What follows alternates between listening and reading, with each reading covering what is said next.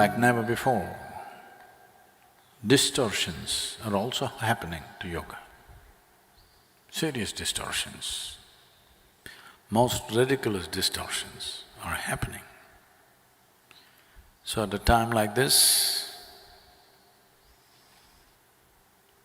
going out in the world and offering, mark my words, I'm saying offering classical Hatha yoga is a very significant and an important thing to do, because the populations on the planet are showing interest, but to provide the genuine thing is a tremendous responsibility.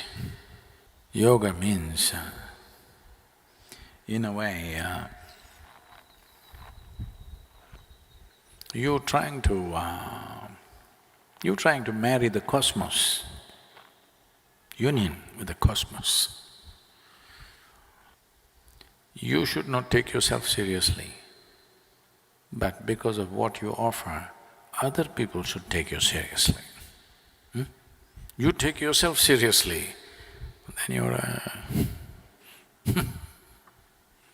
your partner, cosmos.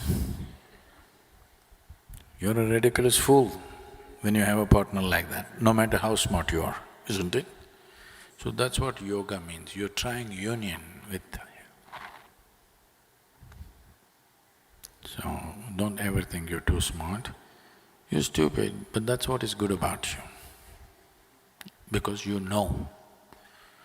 Most other idiots do not know. That's a big thing.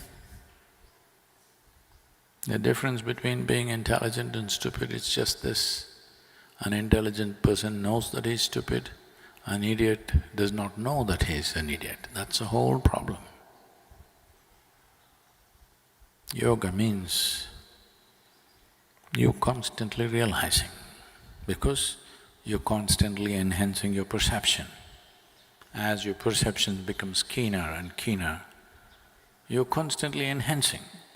If you have to constantly enhance, you must clearly understand that you don't know a damn thing. Otherwise, the moment you think, I know, you will stop. That means no yoga.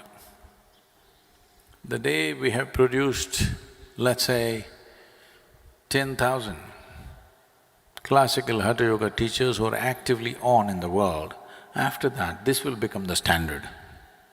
That's all we need to do. So, you must live and offer this in such an inspiring way.